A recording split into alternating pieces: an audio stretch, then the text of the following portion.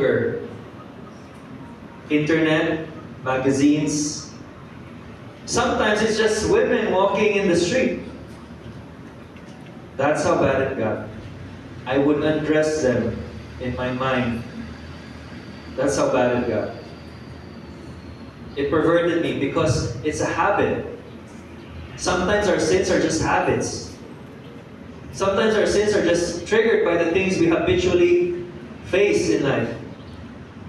It becomes an addiction if we do it too much. And even we think, nah, this is the only thing that gives me pleasure in life, I'll just go with it. I'm telling you, that's wrong. Again, sometimes it's really just our decision to want to sin. Because we don't find pleasure in Jesus Christ. We want to find pleasure in the things that we see, feel, taste, and touch. We have to change that paradigm because that is not going to get us anywhere. In fact, it's going to bring us to a place where it's going to cause so much harm that it's not just going to hurt us, but the people around us. Okay? And it's going to even have generational effects.